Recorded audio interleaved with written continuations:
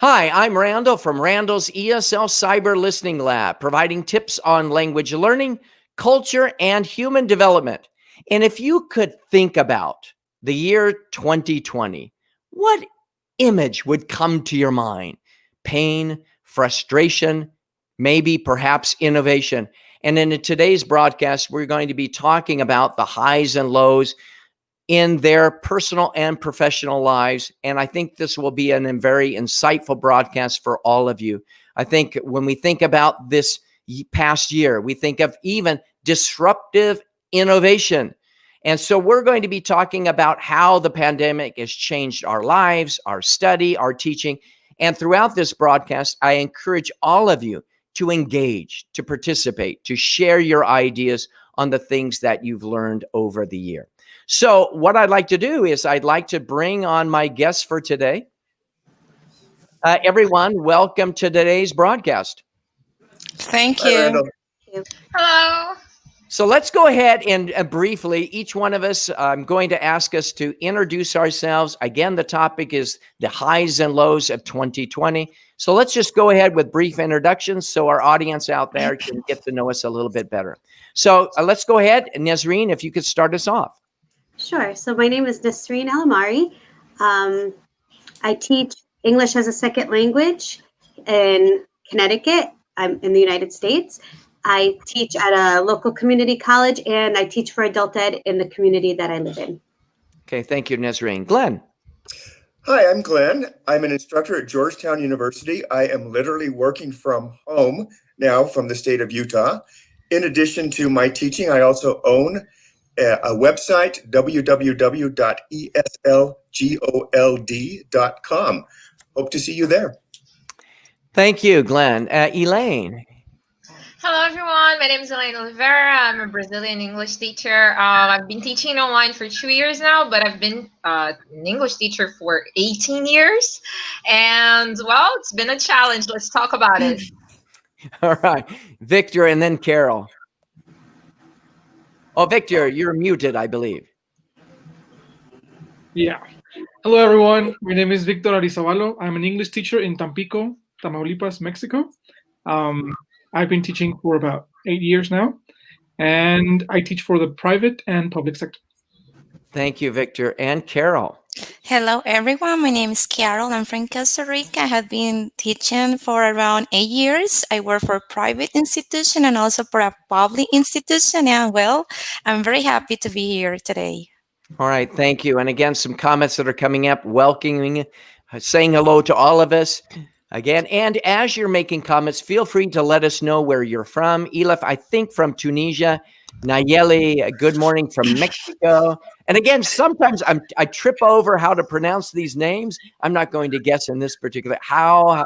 Help us understand that. And Hakima from Tunisia. Despite the pandemic and difficult times, it was an opportunity for teachers to experience new ways of teaching. We're going to hear about that. Thank you, Hakima. She's also been a guest on my broadcast as well. Again, hello, Mona and Nayeli. Great to see everyone from Mexico. Greetings to everyone. Jaime, great team of teachers. Absolutely. And let us know, Jaime, where you're from as well. So let's just jump right into the broadcast and our topics today. What we're going to be doing is I came up with a list of questions for us to explore, and we're going to hear from this excellent panel on this topic. So let's go ahead and begin with one word that captures your feelings about 2020. So Elaine, and then Nazreen, if you could start us off. Elaine. All right. Well, unfortunately, I would say that to me, the word that captured my feeling for 2020 was definitely fear. We were all afraid, the students and I teach adult students, so we were all concerned about our jobs and our families, and we were concerned about health issues. So definitely fear was something that led us throughout the year of 2020, unfortunately. All right. Thank you. And Nazreen. Sure. I'm going to take it to the opposite end of the spectrum. I'm going to say thankful, because hearing from everyone, that it was scary, that everything was, difficult. It's been a crazy year, but I am thankful to have support systems in place. And I think that's that combination of fear and thankfulness. Anyone else? That Well, word that captures. Yes, Carol. well, I could say the learning. Yes, learning in all aspects of my life. Have to learn new technologies. Have to learn to be patient. Have to understand my students. I had to learn how to understand my students. Learning for me was the word that I learned the most in 2020. And I think we're going to explore some of those ideas of fear, of appreciation, thankfulness, and also of learning. So let's just jump into some of these questions. What have been the greatest challenges to your personal life and teaching? Victor, if you could start off us on that topic. Yes, I think that the greatest challenge for me professionally was teaching in the public sector, since most of my students didn't have a device to connect to the internet with, and they still had to turn in a bunch of homework and a bunch of projects. Even though we did limit the amount of work, they still didn't have a way to connect. So that I would say that would be one of the greatest challenges that I've went through and we're going through still. Okay. How about to speak to that topic, Glenn? Yeah, there's an English idiom that says you can't teach an old dog new tricks. With all the new technology, I had to learn so many new things. I've been a teacher for many years and having to make the adjustment. And I would just say, as a teacher, we need to learn how to be flexible in dealing with all these things. My students taught me a lot about the technology. Okay. Now you spoke, Victor and Glenn, you've spoken to your professional life. Thank you very much. Would anyone like to share anything about your personal life if you feel so inclined to do? Well, one of my greatest challenges in my personal life it was that I started my own business. I started teaching on virtual lessons like this. I started with 2 students, and nowadays I have like 13 students. Great. I don't have more spaces because everyone wants with me, and so I'm unique. I don't have more carols, so I'm very happy because thanks to this pandemic, I understood that I was able to start a new technology. Okay, great. A new business, sorry, a new business. Well, using technology. Yeah, of course. Well, great. Right. And with that thought in mind, as we think about the greatest challenges, I think many of us have a lot of challenges in our own personal lives. Just the struggle of balancing family and life can be deeply impactful. Yeah. Could I Yes, share? I'm Nazreen. sorry. So my greatest personal challenge was my balancing the emotions of my children. So my teenagers, as much as they're connected on social media, it is not the same as actual being in person. And we all understand that, but I find that I didn't realize how intense that is when you are a teenager and struggling emotionally, with life as it is. That is extremely difficult. Let's take a look at some comments that are coming in right now. We have a number of greetings that are coming in. Amel, hi, colleagues. If these are some of the colleagues, please let us know. Jaime is from Peru. Welcome, Jaime. Julio, greetings from La Paz, from Bolivia. Greetings, another greetings there. Again, hi, Yolanda. Shwan from Kurdistan. Jaime, again. Anne, nice to meet all of these teachers. Looking forward to hearing them. Absolutely. That's the whole purpose of that. And again, Hakima is saying hello. And Mona says, generally, when something happened in any part of the world, we think it only happens to another. But COVID-19 just proved the opposite. March and April were months filled with fear and uncertainty. However, it wasn't all bad. We made a great leap in terms of technology and online tools. And we're going to be talking about those in many ways today. All right, well, let's just get into this. Let's talk about what adjustments did you have to make to your teaching that were new last year. Elaine? Yeah, I've been teaching online exclusively for 2 years already, so technology wasn't really an issue to me or to my students, but I really had to deal with a high level of anxiety as I teach mainly adults. Everybody was very anxious, and they were canceling classes all the time because they didn't feel well, emotionally well, to have a conversation in English or to learn anything, and I had to deal with that, like motivating them and telling them, hey, it's all right, and sometimes changing completely the topic of the class just Mhm. so I could try to make it more comfortable to them. Sometimes the topic we had to talk about was something sensitive to them, and then in the middle of the class I had to find a way to keep my goal and but shift into something else. So this was the greatest challenge, dealing as I am so sorry, I cannot pronounce your name. Is Nareen? No. Nesreen. Nasrim, oh, I'm sorry. Yes, but just as she said, dealing with emotions was the greatest challenge and the greatest change I had to do. I'm still working on it. Okay, great. Anyone else could speak to that adjustments, even a positive adjustment. I mean, some of those adjustments often lead to positive outcomes, but Yeah. any other thoughts?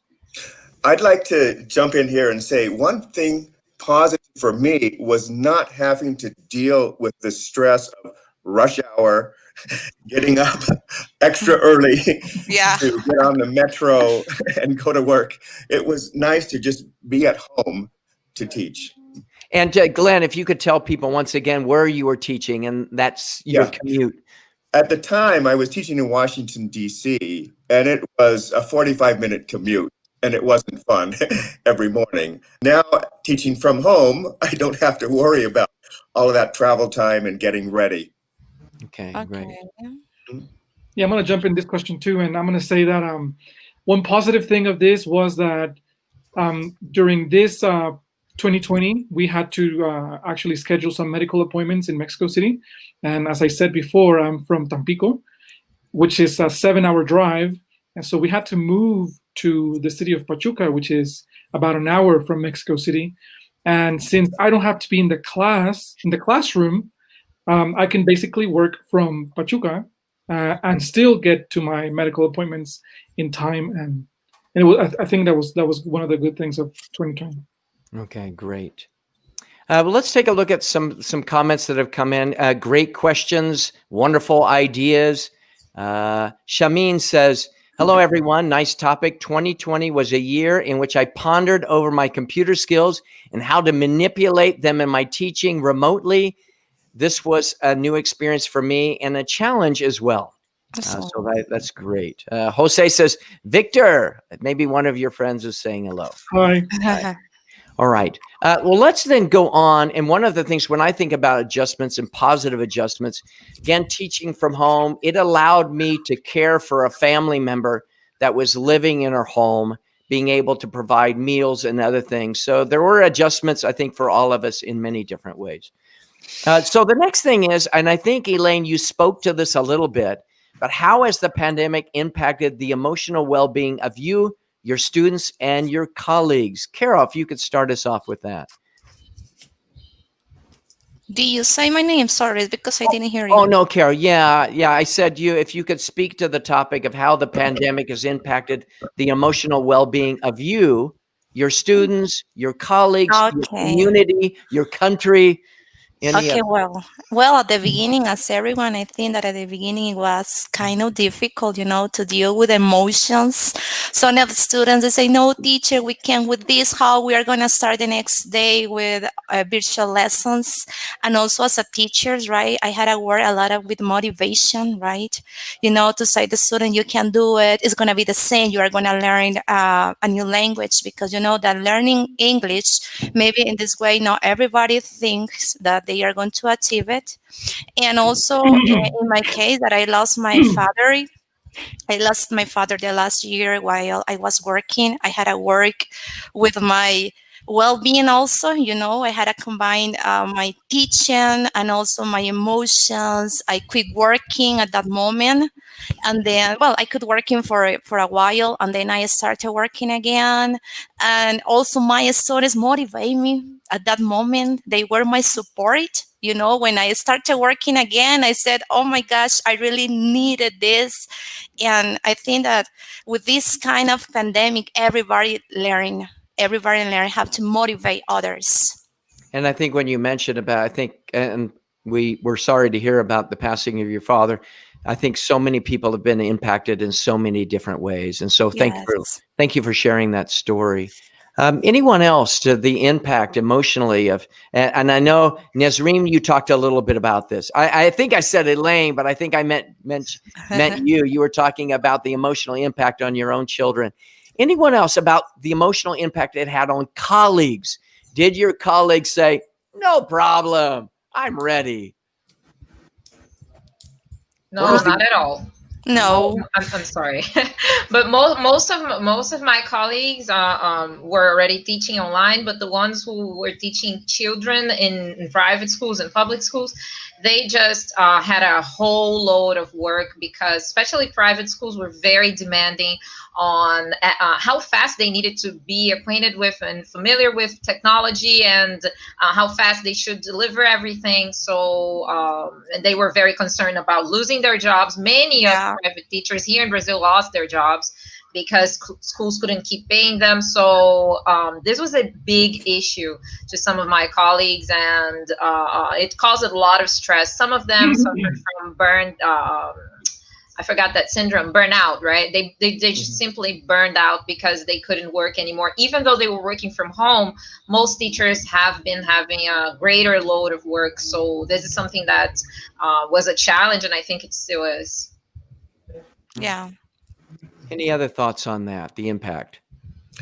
I'd like to say my colleagues were so supportive, very supportive of me learning the new technology and sitting down and very patient, training me how to use Zoom. So shout out to the great colleagues I have at Georgetown. Yeah, And and I I just think want to piggyback on that, if that's okay. So I teach mostly adults in the town that I live in, and we're not a big group of teachers, but it has been there's the support from the teachers has been amazing, and we help each other, and we've got tech support, and it's just that part has been amazing. But everyone's like, okay, we have to do this. So, we need to keep teaching. Just tell us how, and we helped each other, and it's been absolutely an amazing process. It worked out very smoothly. All right, great. What we're going to be doing, we're going to take a few comments here, but I want all of you to think about these questions because a lot of teachers are wanting to know from you number one, what were some of the opportunities and new skills that have resulted from this unusual year and new ideas and tools for teaching. So be thinking about that because a lot of people want to know, what do these teachers know, or what have their experiences been that can help me? So let's take a look at some comments that might be coming. Jorge Torres is coming in. He's going to be a guest on the broadcast in a couple of weeks. Andre, hello, everybody. Great job. Congratulations from Brazil. Someone you know by chance? It's my boyfriend, actually. Oh, great. Much love to him. So super. It's wonderful to have that support, Elaine. Jose Trujillo. Hi, Randall. Hello from Colombia, and Juan from Jalisco, Mexico. So let's talk about these questions. Again, think about your top skills and opportunity. Number one, what opportunities or new skills have resulted from this unusual year, and what ideas and tools? If you have a particular teaching tip or tool you would like other people to know, let's hear them now. Nazreen, if you could start us off. Sure. So I think the greatest skill was the use of technology for all of us as teachers and for our students, because anyone who teaches younger students, I mean, those kids they're amazing with technology already, but I teach adults who struggle. But now it's been amazing. So told them, now you don't have to ask your kids to do stuff for you. Like, now you've learned it it's a good skill to have. Computer skills, you go to take your driving test, which is on the computer, the written test. So, good skills. I'm sorry. And please continue in a second. And for those teachers or people that are watching, feel free to comment in and let us know what you are using. We're happy to bring that into the conversation. I'm sorry, Nazreen. Yeah, no problem. So for new ideas and tools, I already use a computer-based program for English called Burlington English, which we use in the classroom. So the students had some, computer skills as far as just with that program. It's a wonderful program. What I did is the stuff that I used to do on paper, like reading books and trying to, make sure comprehension and asking, deeper questions. I ended up having to scan things into the computer and share my screen. So the stuff I used to do in the classroom, I did manage slowly bring it onto, my virtual classroom, which has been wonderful. And what I'm going to do, any of the things that you mentioned, and Nazreen, if you could let me know right after the broadcast, we can add to the show notes these particular tips and tools and websites that people are using, because people might say, what was that? So we'll add that right at the end of the show notes. Someone else.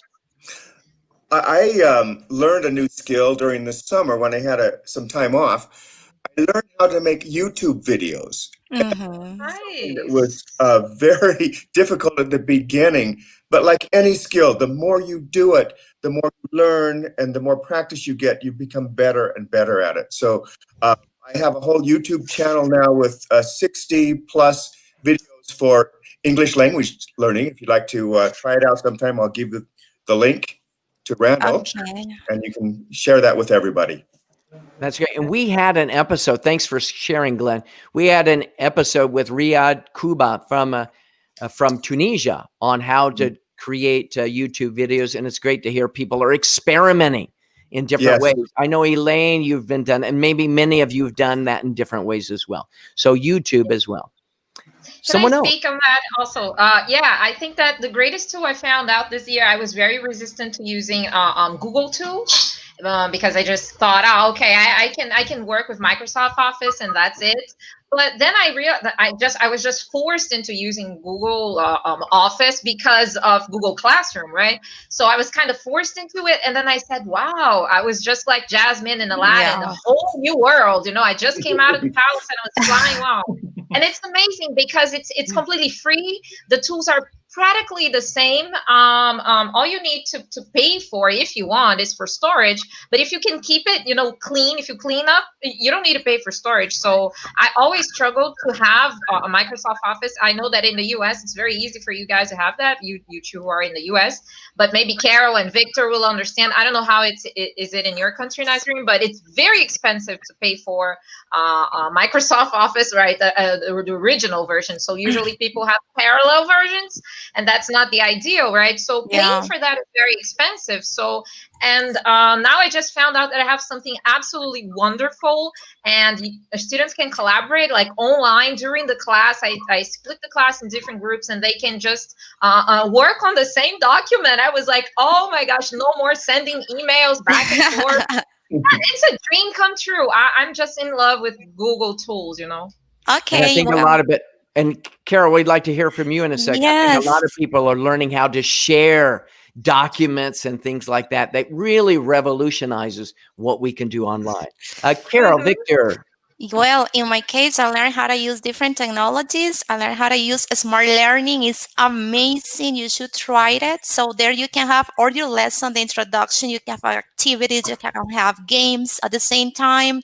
You can plan all your class there, and that is amazing. The students love because you can have games. For example, if you are teaching a grammar topic, you can create your own game, and then the students access with their cell phones. And it's amazing. Also, I learned how to use Pear Deck.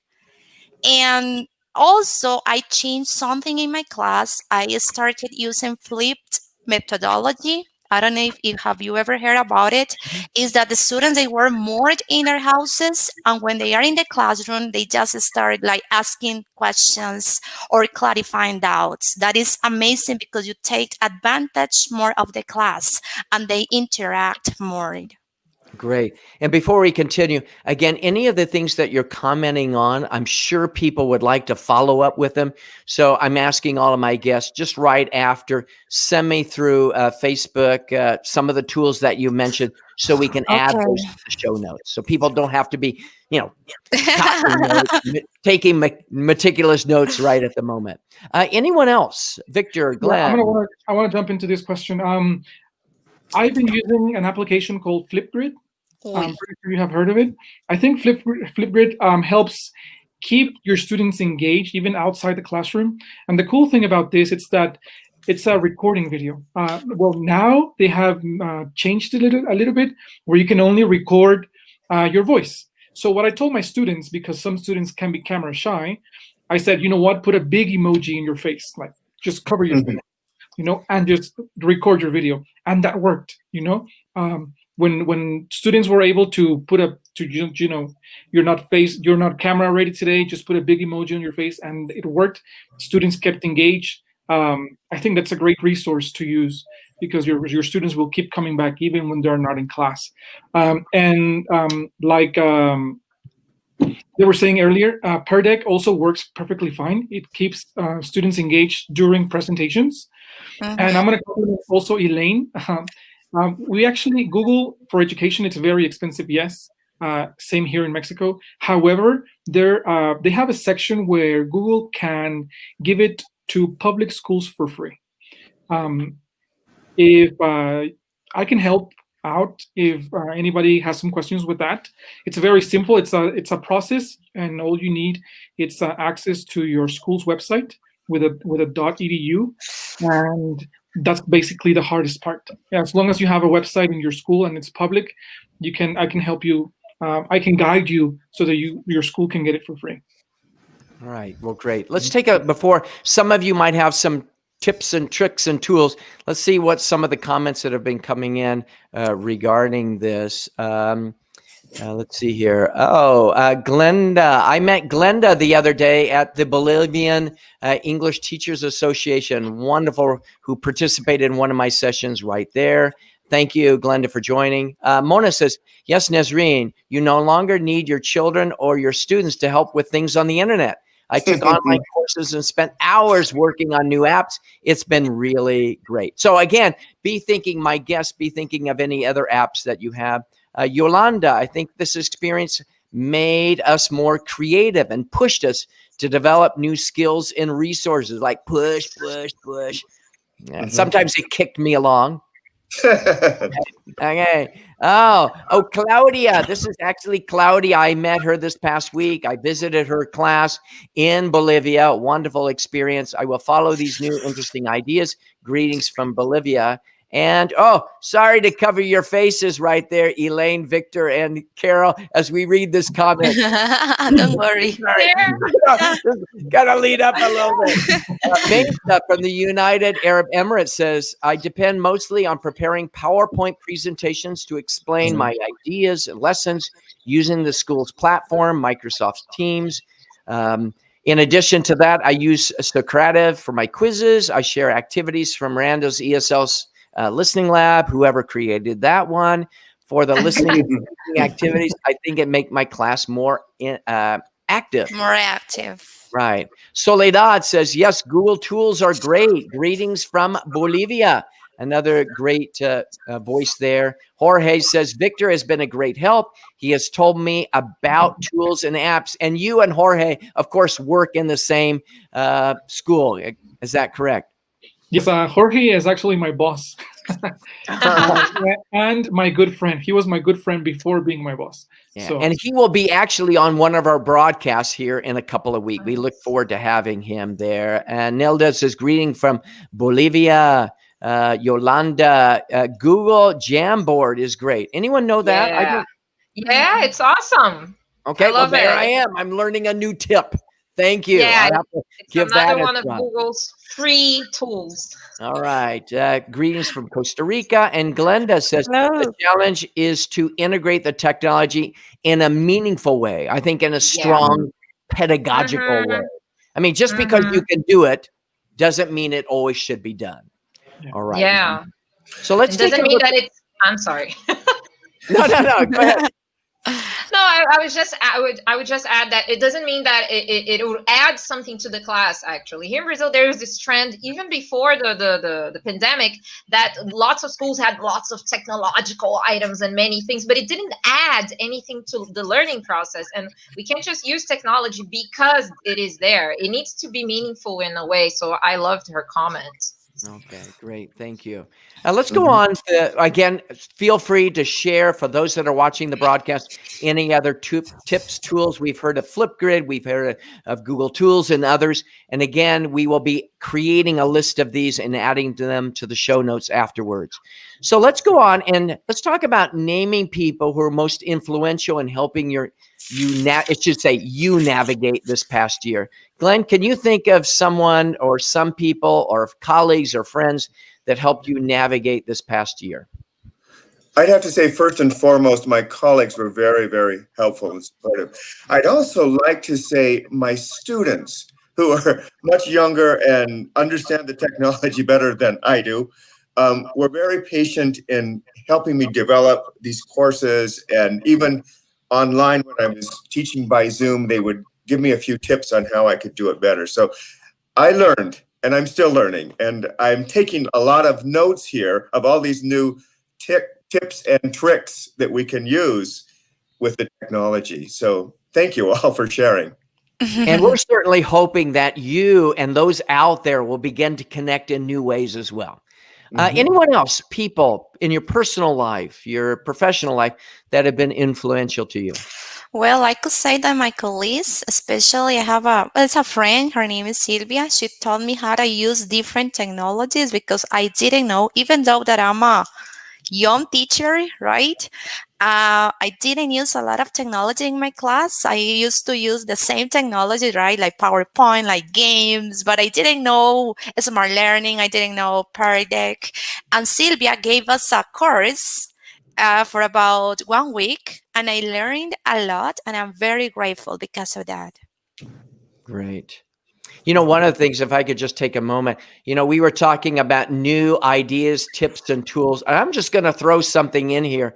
You know, over the past year, I've talked about technologies and so forth. And I've spoken a lot about using this microphone. I'm just going to show you. It's actually called the Blue Yeti that I've used over time. But the microphone cost about $120. I mean, it's really expensive. So just recently, I found this microphone. This is the microphone I'm using today. It's called the Fine K668 USB microphone. So this is one of the things that I'm always experimenting with technology of how we can use it and make it approachable to teachers. So you don't have to buy really high-end things to really make your classes shine. You can use really basic tools, and that's one of the things that I discovered recently. Great. So let's talk now. We've talked about that. The next thing I like to talk, you know, when I talk also about the people who have been most influential, one of the things, my father right now is in assisted living. And there are a lot of restrictions on the ability to get in to see my father. I have to make an appointment to go and see him. And so those people that are working there, that understand the struggle of disconnection, of how we feel disconnected from our loved ones, just those people at the supermarket or at the assisted living or neighbors who can understand the discomfort of not being able to see family is one of the things that has been influential in my life to remember that, to show that type of compassion to my students and to colleagues as well. Let's take a look at some other comments that are coming in. Christine says face-to-face classes will be more enriching and interesting after this pandemic. Now, Christine, hold that comment, because at the end of the broadcast, we're going to ask our guests what their vision is for the future. So again, face-to-face classes will be more enriching and interesting. We'll remember that. Another comment is coming in. I'm from India, love English, and it's interesting. Another comment, I use Padlet. Yes, Padlet. That's not, and I think, Carol, you've spoken about that before, using Padlet. That could be a whole nother episode. Again, we'll be sharing that, and whiteboard. Again, yes, you are saying right. Hopefully everything that we're sharing is resonating. Glenda says, thanks for the tip. Again, thanks for everyone's tip. And here we go from Jaime. Jaime says, hello, Randall. Definitely my students were the first one who helped me before. I think that's what you were talking about, Glenn. Yeah. Getting that support. No, teacher, don't push that button. Push this button. Okay. They are lovely. They've enjoyed the feeling of supporting their teacher. I met you last convention in Bolivia. Oh, okay. So maybe I met Jaime there. I've met many people as well throughout this experience. Nayeli says, 2020 was a year of learning, for work, for life, a year to appreciate what we have. And I think that's what you were talking about, Nazreen, about appreciation. Could you speak to that one more minute? Sure. So I do a lot of between teaching and community service in town, which everything has moved to virtual, but everyone was struggling emotionally with disconnection. I am blessed to have 6 children, so I don't have the struggle of a lot of parents going, my kid is bored, they don't know what to do. Well, my kids are playing with each other, and they're sharing their phones and laughing with their friends on FaceTime. Like, everything becomes a family event since we're all stuck home together. So I find that to be why I find a lot of appreciation, because I do hear through the technology, through my students, through community members, the emotional struggle of, being disconnected, where I'm very thankful I don't have to struggle with that because my household. Okay. So I think it's a lot of teachers are balancing that. It seems like you've found or finding a way to balance those things. The next question I want to talk about is, in what way were you able to maintain your sanity during the pandemic? Victor and then Elaine, and we'll open that up. I think all of us could talk for hours about this. Victor and then Elaine. Yeah. Okay. So I'm going to tell you something. At the beginning of the pandemic, when the Mexican government said, okay, stay at home, don't leave, just leave for the necessary and stuff, I was home for about, I say 7 days. My wife says 3 days. And I said, you know what? I'm going to go get a video game, because I mean, I'm usually like, I'm out of my house the whole day, So I was inside my house like for 3 days. So I said, you know what? So I went to Sam's and I got a PlayStation, came back, and those times where I was not planning, or when my planning was done and everything else was done, and I was just sitting there on my couch, I said, okay, well, I'm gonna play something, and I got some very funny games, like, well, it doesn't matter, but yeah, I mean, that, and my wife saying, you know what, let's do some exercise here, let's do some working out here at the living room and stuff, and that's how I try to keep my sanity, and it, like, going out to the shopping center, like not the shopping center, like the grocery store. It was like a tour for me. It's like, oh, look, it's mayonnaise. Let's get some mayonnaise. But yeah, I mean, it was definitely tough, and we just had to like adapt again. Yeah, good. Thank you. Exercise, I think, is key for many people. Elaine. Yeah, in fact, I wasn't. I freaked out great part of the year. I'm not going to come here as a superwoman and play, okay, I'm Wonder Woman. I've just played it easy. It was not easy. There were many days I freaked out. There were many days I was not able to teach. And what really, really helped me keep my sanity were the students. Being able to share with them. As I teach private classes, one-to-one classes, they felt really comfortable to talk about their struggles, and I could talk about mine. So we could, of course, in English, we could learn and achieve our classes goals, but also talk and share about our difficulties, our struggles, our fears, and the students understanding that some days I just couldn't get out of bed. This was a hard year. I lost my grandma due to COVID, and there were many other personal issues in my life. So, and COVID and lockdown and many things, and the crazy madness we're living here concerning government. So everything, just came as a tsunami, into our lives. So it was really hard to me. So I can't say I kept my sanity, but I managed to be here in 2021. So thank God. And you manage your sanity a little bit. And we would be interested. Again, Victor is Mexico. Nazreen and Glenn are here in the U.S. Carol is in Costa Rica. Victor in Mexico. We would be interested in those of you teachers out there. Tell us where you're from and how you've managed your sanity, or dealt with your sanity. Carol, Glenn, and Nazreen. Well, in my case, like Victor, right, I started exercising more because at the beginning I was very stressed, and I said, oh my gosh, I need to do something because the gym was closed, and I used to go to the gym every single day, and I said, no, I need to do something. I bought some equipment and I started exercising from home, and now I'm very happy. Also, I'm part of a group.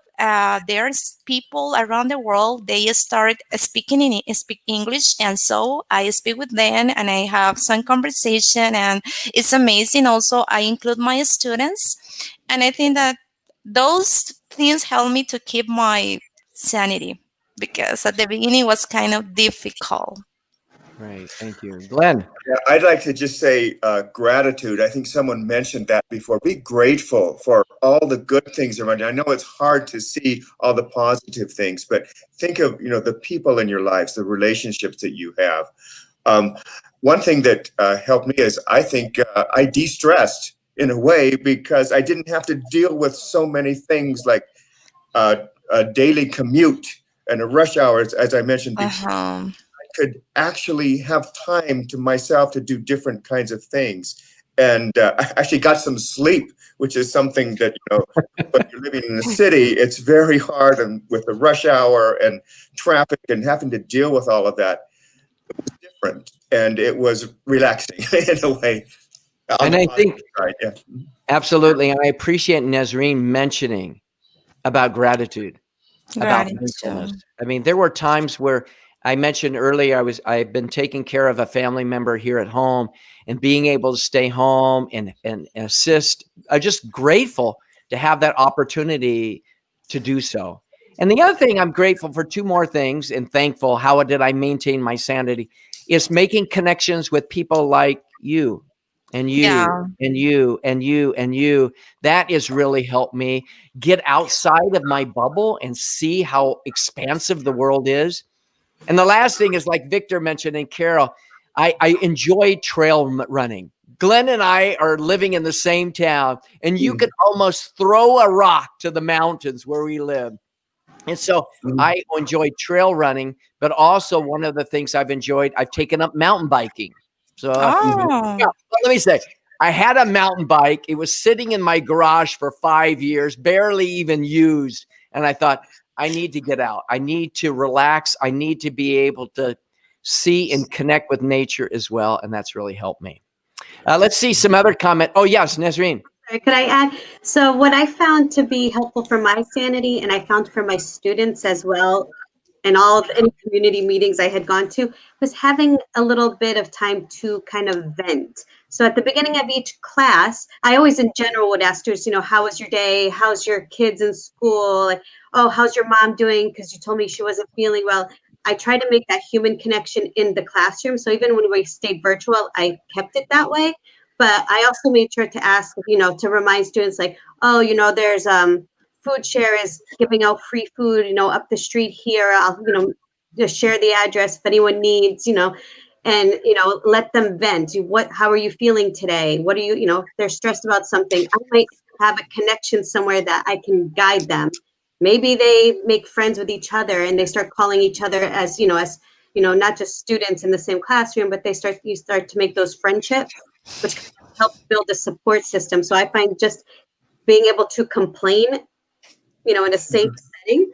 I tell my students, our classroom is, you think of it like Vegas. So anyone in the United States, Vegas is where everyone goes to go gambling. My classroom is like Vegas. What happens here stays here. So if you need to vent, if you need to complain, if something's not going well in life, that's okay. Let it out. And we will support you best we can. I love that idea because I think every one of us yearns to be seen and be heard. I think you've shared that with me, Nazreen, before, because everyone wants to feel validated. Even before our broadcast started, we shared some personal stories of struggle. And again, I think that's what's helped me during this particular period, is learning better skills to connect with people. Here's the comments that have come in. Let's see here. Again, thanking us for our channel. Nayeli from Mexico says, it's great to read your comments again. Nelita says, my husband was supportive. He encouraged me to use technology without fear. That's wonderful. Shamin says, I would like to say that technology will not replace great teachers, but technology in the hands of great teachers can be transformational. That's a wonderful thought. A very great quote. Good. Great quote. And Great Shamin, quote. again, a wonderful individual I've met recently, hoping to have her on the broadcast as well in the future. Jaime says, I sang karaoke, drank wine, cycling, dancing with myself, watching Netflix. Why not? Gabby says, I started exercising, taking some courses online to improve my skills, experimenting with some other tech tools to use in my class. Mm-hmm. Fernanda says, I played video games and watched Netflix. There you are. I think, is that, Victor, what you were saying of video games? Yeah, there's this really cool video game called Fall Guys. It's the funniest thing ever, and it's very, very simple game. But yeah, definitely, I think it helps. Yeah. And then Glenda and I presented. Well, she joined one of my presentations this past week. She said, I'm in a Facebook group called Staying Positive. It was created by a colleague, and we share lighthearted comments, videos, memes. We're going to have a Zoom meeting next week. Well, let us know. Maybe we can join as well. And Jorge from Mexico gardening. Those are wonderful. And again, one of the things I enjoy is gardening. In my garden, I have maybe 7 or 8 different types of tomatoes, and I don't have a watering system. My watering system is a hose because it gives time to think. All right, let's kind of wrap things up today. This has been wonderful. Let's talk a little bit about the future. What is the future of language education? And this goes back to one of the original comments at the beginning of our broadcast is face-to-face versus hybrid versus online. What do you envision 2021, 2022? What do you see that as being like in the future? And Carol, if we could start with you. Well, like say that it could be dual education. Like here in Costa Rica this year, the students, they are going to start both in the classroom and also on virtual lessons. I think that it will be the future of language education. Most of people, they really like this kind of methodology, this kind of teaching. In my opinion, I love teaching from home. I think that I really want to stay here. Well, I miss my students, but I like to be here at home because I can share more with my husband. I can share with my dog because when I was working, I didn't share with my dog. Now I can go for a walk. I can be with him, So I think that it will be dual in the classroom and also on virtual lessons. All right. Elaine and Nesreen. Yeah, I guess not only the future of language education, but education in general, right? We have learned that technology cannot only be our friend, but it is basic. It's almost mandatory nowadays, not only for the learning, but for the engaging of students. So I think that technology will be even more important. But as one of the comments you just read now, right? What is technology in the hands of just anybody? Good teachers will always be good teachers and won't be replaced. But something that I found interesting is that, if I'm not mistaken, it's on Microsoft Teams. They have released a new feature, and this feature has like online translation to any language. And I'm not sure if it's Teams or the other one. I don't remember the names, not Zoom. But oh my gosh, I was amazed. How can they do that? So, for example, if we had a meeting here and each one of us were speaking our own language, right, our first language, and there would just be a translation to that. So it wouldn't be necessary for us to be speaking the same language or for anybody to be translating. So if that really happens and it really works very well, like Google Translator is working much better now. This is a transformation that we're going to have to face as language teachers, right? Because many people who have meetings and want to learn English to be in those meetings will have to change and adapt. But still, it's not being told is not the same as learning, right? So I think that we'll have to adapt. But technology is our friend and not an enemy, right? Exactly. Great. And Nesreen, before you join in, Glenda says this is the name of her Facebook group. What Glenda, I'll do is I'll share that afterwards so that we have that. And again, people who are viewing the Facebook page will see that as well. A couple of other things. Randall, sir, I think your channel members are very helpful, full of skills and communication. Thank you. And then Anne here from Utah. We visited recently. She says, future learning and teaching can be the best of both worlds. You can take what you've learned this year and apply it to any setting. All of this is making us more versatile and effective teachers. Thank you, Anne. So Nazreen, and then we'll hear from the last two guests. Thank you. So I think online education is definitely going to be like using the online platforms is going to be the future because the pandemic proved that it can really happen. We were all forced into it and it has worked out, I think, well, as everyone has adapted. I think that, in-person learning is really wonderful. I prefer in-person. I really like the human connection myself, but I know for my work here in town, I am teaching two different English classes.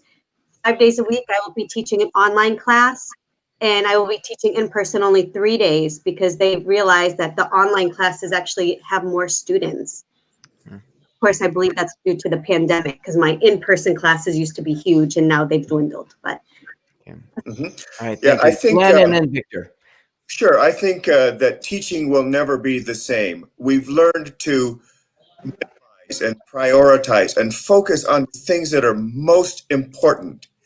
I think this has been transformational for us because we found out there are a lot of things that we can do and there are a lot of things that we don't have to do all the time. Mm-hmm. Most important thing is the relationship that we have with the students. And I think one thing that this has done for me is it's helped me develop a better relationship with the students, say, what do we really need to focus on so I can help you in the best way? And I think that's one positive thing that I've gotten out of this pandemic year.